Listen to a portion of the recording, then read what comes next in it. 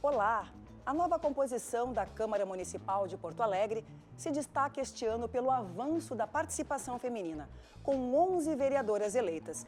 E o grande diferencial desta última eleição é a diversidade entre essas mulheres.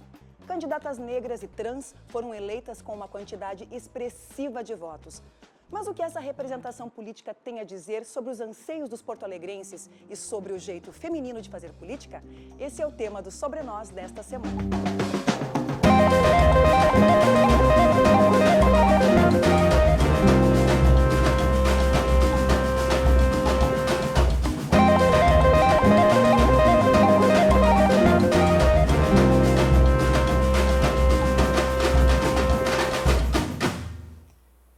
Apesar do aumento da participação feminina na política este ano, principalmente de candidatas do campo progressistas que defendem pautas ligadas à diversidade, a extrema-direita e o conservadorismo cresceram nas urnas.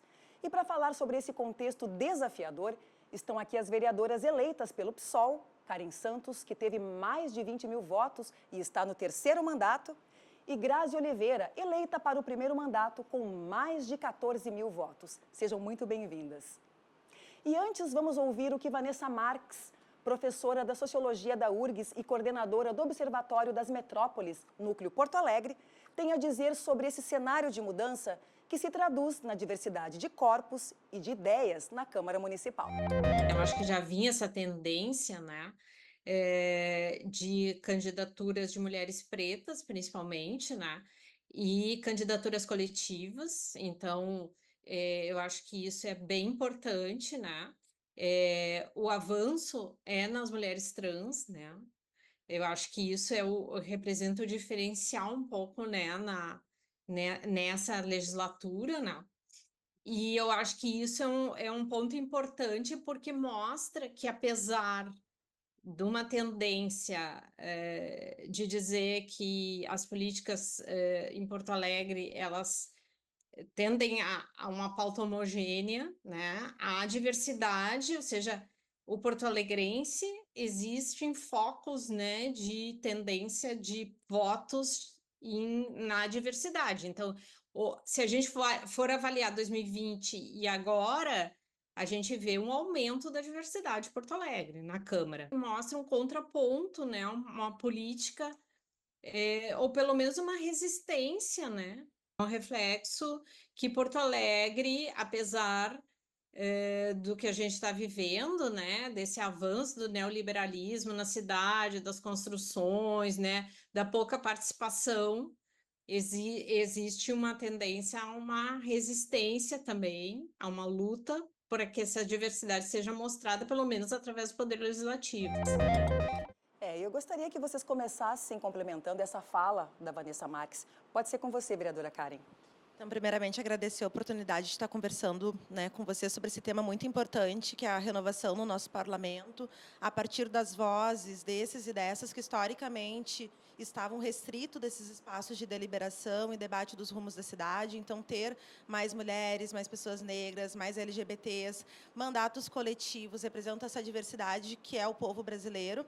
Ao mesmo tempo, também mostra a importância dos movimentos sociais, do movimento de mulheres, do movimento negro, o movimento LGBTQIA+, que pautaram nas ruas, né, a necessidade de ter também, dentro desses espaços de decisão, um pouco dessa representação política e das demandas, né, as pautas desses movimentos serem também assuntos da educação, do transporte, das políticas de moradia, porque as nossas discussões elas estão combinadas, né, dentro de um projeto de cidade, como bem colocou a professora, uma cidade cada vez mais neoliberal, na lógica dos grandes negócios, e quem acaba ficando refém de todas essas políticas é a maioria do nosso povo. Então, sim, a renovação ela é extremamente importante, mas uma renovação pautada no debate político, pautada na construção coletiva, pautada no compartilhamento do poder, porque a gente chega dentro desses espaços, né, representando coletividades, e a tarefa que está posta para nós é seguir nutrindo esses espaços, né, não abandonar as assembleias, as plenárias, as rodas de conversa, para a gente conseguir, de fato,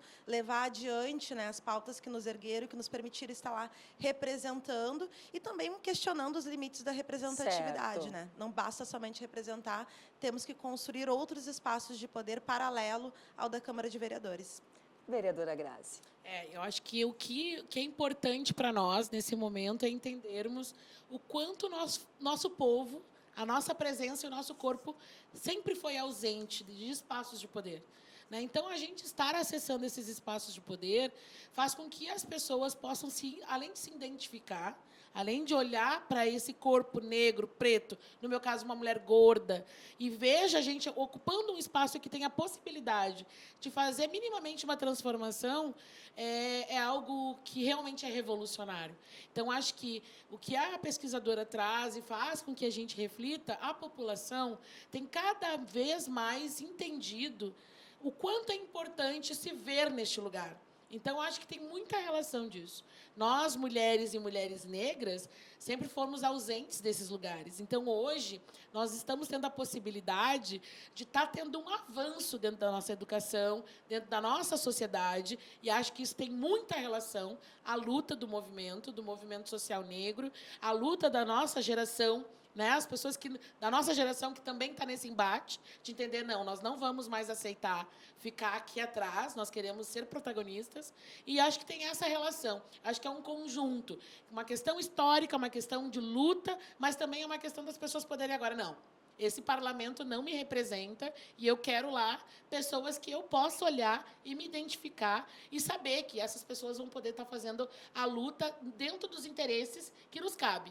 Que é isso, A gente vem de um lugar onde a gente sabe muito bem onde o sapato aperta, Perfeito. Vocês fazem parte da oposição atual, do atual governo, o que é saudável e justo num sistema democrático.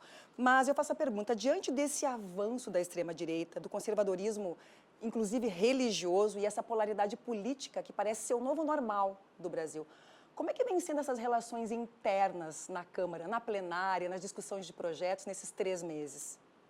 Iniciar, então, a polarização, assim, do meu ponto de vista, é algo que atrapalha o debate político, porque muitas vezes os problemas da cidade, que tem a ver, sim, com a lógica do Estado e o tipo de Estado que a gente defende, qual é a dinâmica que coloca ali a importância dos serviços públicos, de dizer não às privatizações, às terceirizações. Isso não é ideológico, isso é uma concepção de gestão de pessoas, gestão da máquina pública, dos recursos, dos impostos. Da forma com que é feita a discussão na tribuna, muitas vezes parece uma grande briga de torcida. E isso vem afastando cada vez mais as pessoas da política. A gente compreende que, na última eleição, quem venceu, de fato, foi os votos brancos e nulos, que são um tanto dessa expressão dessa crise de representatividade. Ao mesmo tempo que as pessoas querem renovação na Câmara, tem já um segmento da população que está desacreditado na política institucional enquanto instrumento de mudança. E eu acredito que a forma hoje com que os embates estão sendo colocados não acumula no sentido de fazer com que as pessoas compreendam qual é a dinâmica da economia, a dinâmica política, a dinâmica social que faz a cidade ser do jeito que ela é. E o nosso papel, assim, enquanto renovação, é justamente tentar fugir dessa polarização ideológica, mas não no sentido ideológico de concepção de mundo. A ideologia está presente na política, mas uma cortina de fumaça que faz com que muitas vezes a gente não consiga discutir de forma séria os problemas do desemprego, da falta de moradia, dos impactos da crise climática, que para nós estão na ordem do dia. Grazi, você é marinheira de primeira viagem, como se diz. Como é que você se percebe, vereadora, nesse contexto tão conturbado? A gente entende qual é a luta que nós temos que fazer dentro do parlamento, mas nos primeiros dias, eu confesso que eu fiquei um pouco apavorada com as posturas, com a forma como era conduzido dentro do parlamento, a disputa, enfim. Mas o que eu consigo hoje, nesse quase 2 meses atuando, ter como uma leitura? Para mim, é dado que nós temos um modo de ver o mundo completamente diferente da extrema-direita. Então, acho que esse é um elemento bastante importante que faz com que a gente tenha dificuldades de fazer a disputa. Uma disputa política, não ideológica, que possa, de fato, atingir o que está acontecendo lá na base, resolver os problemas das pessoas. Nós vivemos hoje um momento em que a gente tem uma posição política que está preocupada com alguns interesses, que não são os mesmos interesses que o nosso. O nosso é social. O nosso é olhar para o nosso povo, olhar as demandas do nosso povo e tentar fazer com que isso diminua cada vez mais os problemas das pessoas. E, para eles, na sua grande maioria, a atuação é muito superficial. A coisa é mais assistencial, a coisa é voltar. Eu vejo muita caridade da extrema-direita, ao invés de trabalhar a autonomia dos movimentos sociais, autonomia das comunidades, né? Eu não quero ser e não pretendo ser uma vereadora que chega em 4 anos, promete um monte de coisa, troca coisas com o povo e deixa de lado. Não, eu quero ser a vereadora que, ao longo dos 4 anos, vou ajudar as comunidades a ter autonomia para saber cobrar, onde cobrar, como buscar. Porque esse deveria ser o papel do vereador. Certo. Ok. Karen, você está no seu 3º mandato e de lá para cá muita coisa aconteceu, né? Como é que você avalia o seu trabalho, tanto em termos de maturidade e dessas mudanças, né, sociais e climáticas? Então, a gente assume, né, a primeira vez na Câmara em 2018, enquanto vereadora suplente no lugar da Fernanda Melchiona, que foi eleita deputada federal. E, desde então, a gente diz que a gente veio de um mandato que é um coletivo, que se filiou no PSOL em 2016, a primeira vez para concorrer, e a gente aprendeu a fazer a política institucional muito nessa experiência junto ao povo que batalha. Desde que eu entrei na Câmara, eu estou na mesma comissão que é Transporte, Habitação e Regularização Fundiária, porque eu entendo que são os pilares, né, dos principais problemas que a nossa população enfrenta. A gente tem 800 hoje comunidades irregulares no nosso município. O transporte de Porto Alegre é um dos mais caros do Brasil. Mesmo com subsídio público, ele segue caro, lotado, demorado, com muitos transtornos para a população que necessita. Então, a gente vem se especializando cada vez mais nessas lutas, assim, pela regularização fundiária, porque Porto Alegre tem mais de 110 mil imóveis vazios, públicos e privados, que deveriam estar à disposição da moradia e não da especulação imobiliária, e não da construção. Certo. E também a questão do transporte, que para nós é fundamental a gente ter uma auditoria e conseguir denominar essa máfia que hoje controla os contratos e presta um serviço muito ruim para o nosso povo. Grazi, você tem uma vasta experiência na área de educação, uma professora e na luta popular e antirracista. Como é que você está trazendo essa sua experiência para esse seu 1º mandato? Nossa, já começamos a 1000, né? Porque a pauta da educação é algo que atravessa todos, principalmente a nós, mulheres negras da periferia, quando a gente está falando da falta de vaga na creche.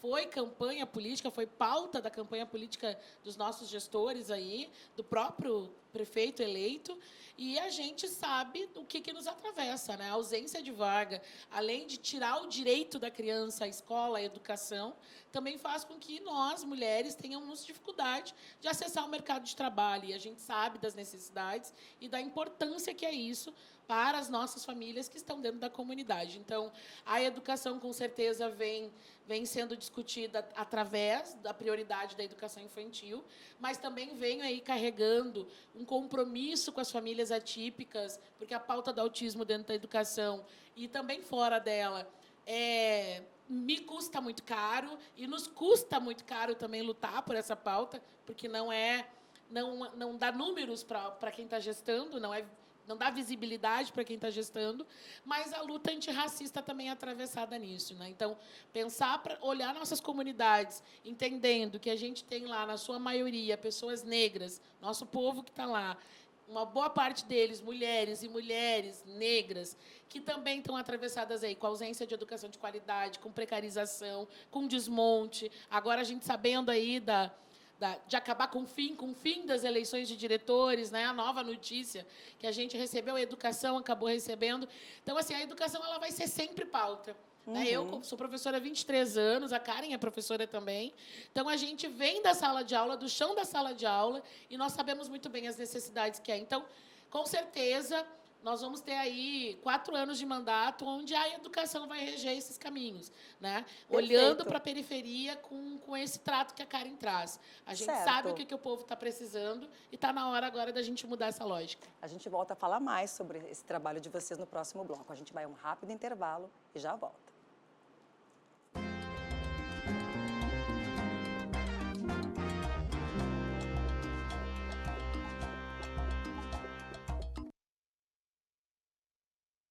Estamos de volta com o Sobre Nós.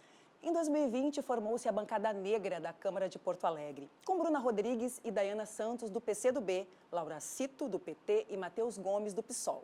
Mas em 2022, eles deixaram a Câmara e assumiram como deputados na Assembleia Legislativa e na Câmara Federal.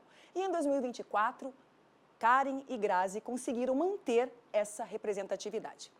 É sobre isso que eu queria falar com vocês. Vereadoras, existe dificuldades políticas internas para fortalecer candidaturas negras? ou o eleitor é que não vota em candidato preto? Eu vou começar agora com todo prazer. Então, a gente tem muitas... Acho que a gente tem que lembrar, quando a gente debate sobre racismo, o racismo está instituído estruturalmente no país e não é diferente nos nossos partidos.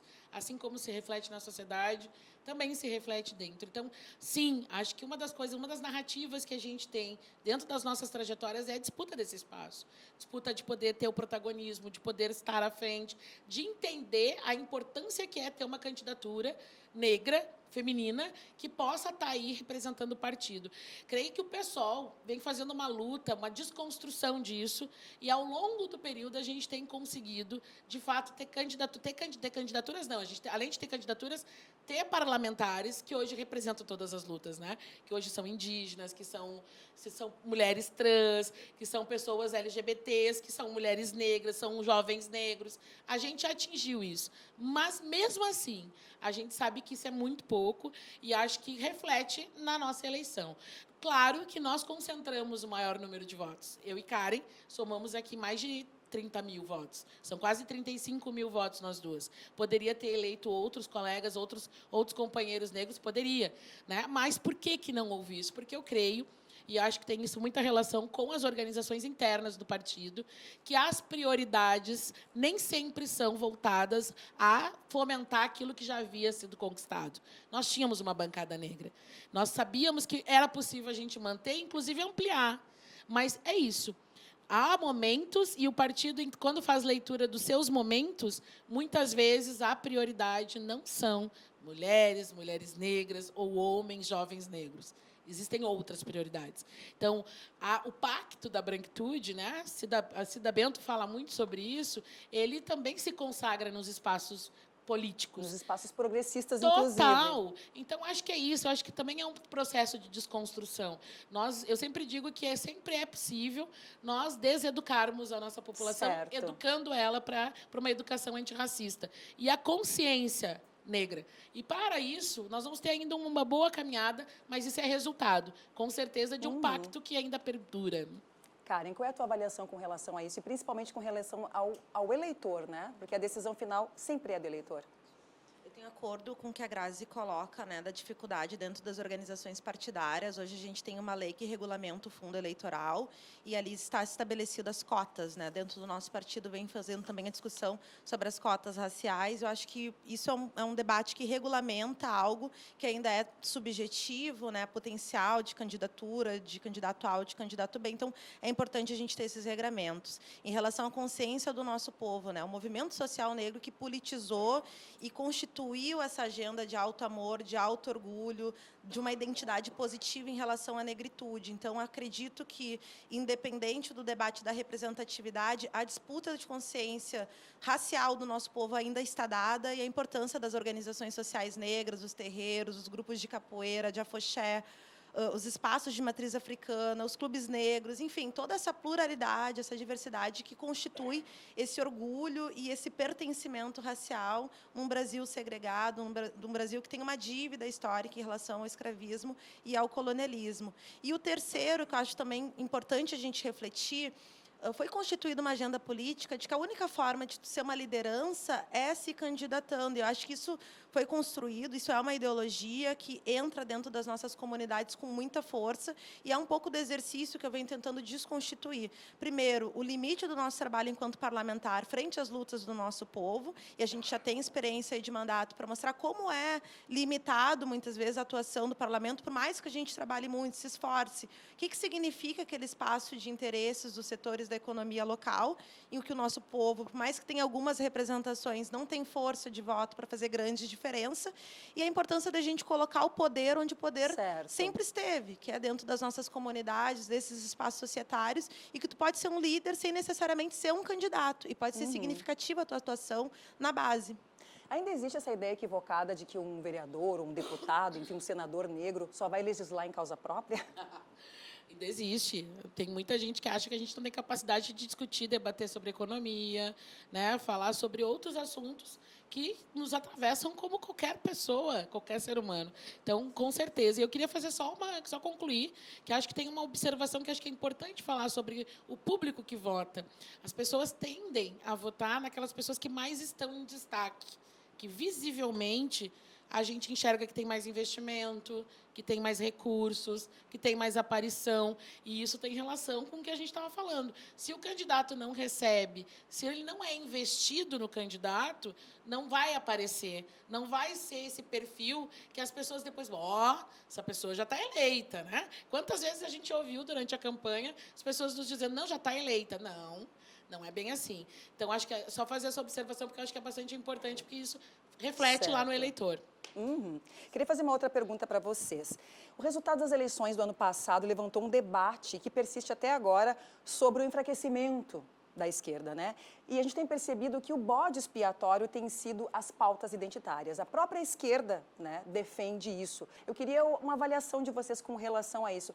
Qual é o desequilíbrio, qual é o desencontro aí dessa nova perspectiva, desse novo pensamento que se tem acerca das pautas identitárias e de que forma isso estaria ou não afetando o resultado nas urnas? Karen. Olha, eu entendo que a derrota que a gente teve no último período eleitoral diz a ver com um trabalho político permanente que a esquerda desaprendeu a fazer. Ou não só desaprendeu, como talvez não tenha tanto interesse, porque estar na base no cotidiano te colocam tarefas, demandas que mexem com a estrutura da cidade, né? Então, é para além de estar fazendo um trabalho de base, é estar conseguindo desenvolver força social, consciência política, e muitas vezes isso coloca em xeque a própria governabilidade. Então, quando tu tem um compromisso com esse modelo de Estado, esse modelo de economia capitalista, fica muito difícil tu estar na base, sendo honesto com a população em relação à origem dos problemas que elas tanto colocam, né? Então, eu acho que tem a questão da desonestidade da esquerda, primeiramente. Não só não estar na base, mas quando está de forma desonesta. E a forma com que a representatividade foi apropriada também por esses setores, porque para falar de racismo estrutural, de combate ao genocídio, de desmilitarização da polícia militar, que é um dos grandes agentes hoje em relação ao assassinato das nossas juventudes periféricas, para ter um compromisso com a agenda de mulheres, que trata de creche, que trata de fim da terceirização, porque são as mulheres que estão na terceirização super exploradas, recebendo pouco e trabalhando muito. Para te ter um compromisso com essas pautas, tu também tem que ter uma visão econômica e política em relação a toda essa estrutura. Não basta ser mulher, não basta ser negro, a gente precisa ter uma agenda política que se combine na nossa atuação. E eu entendo, às vezes, que a crítica é que o debate está muito raso. E muitos setores da economia e políticos estão se apropriando desse debate para produzir mais, para gerar mais lucro, oprimindo segmentos da sua própria comunidade e se dizendo representar porque se identifica com uma raça ou se identifica com um gênero ou com uma sexualidade. Então, acho que a crítica é necessária e o debate sempre é válido. Ok, Grazi. E nós não sabíamos fazer o inverso, como disse a Karen, com muita dificuldade de fazer essa narrativa.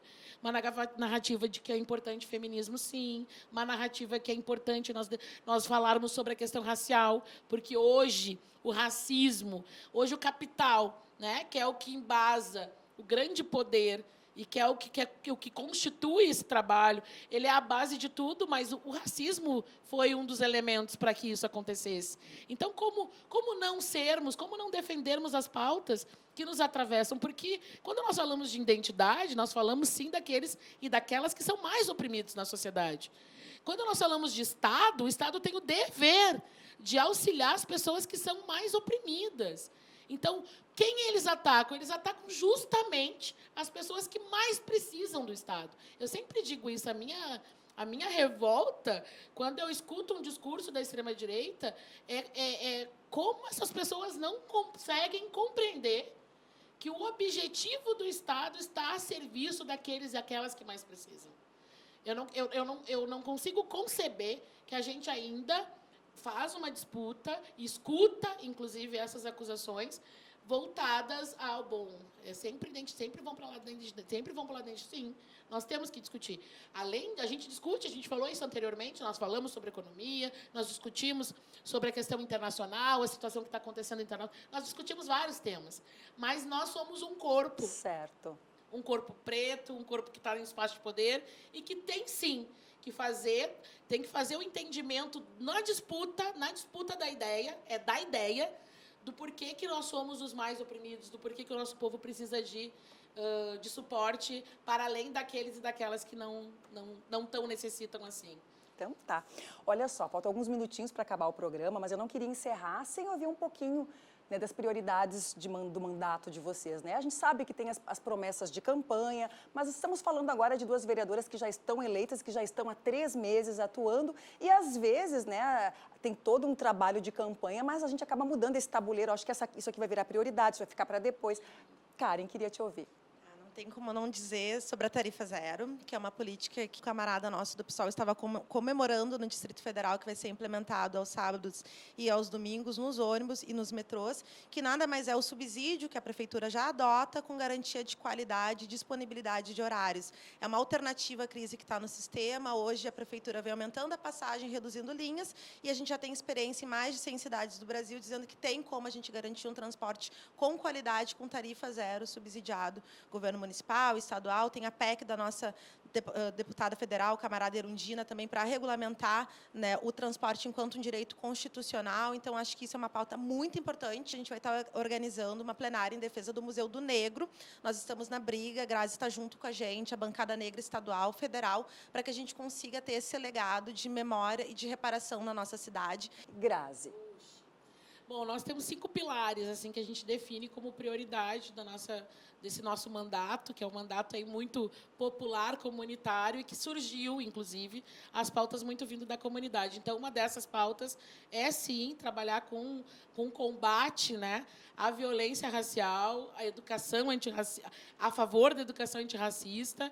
Então, é um dos nossos pilares trabalhar a questão racial como um mote para todos os atravessamentos. Quando a gente fala do feminismo, quando a gente fala da educação e quando nós falamos aí da reconstrução da nossa cidade. Então, a pauta racial ela vai atravessar todas essas questões. E, por fim, que foi o que surgiu durante o período eleitoral, durante a campanha, foi a questão de trabalhar com as famílias atípicas, né, e as crianças e adultos que têm autismo, que foi algo que foi muito forte, eu ir para as periferias e encontrar com mulheres, na sua maioria mulheres negras, estando há 3, 4 anos na justiça, ainda aguardando tratamento para os seus filhos. Isso não é real, isso não é possível, e a gente vê que realmente é no nosso povo que essas questões acontecem.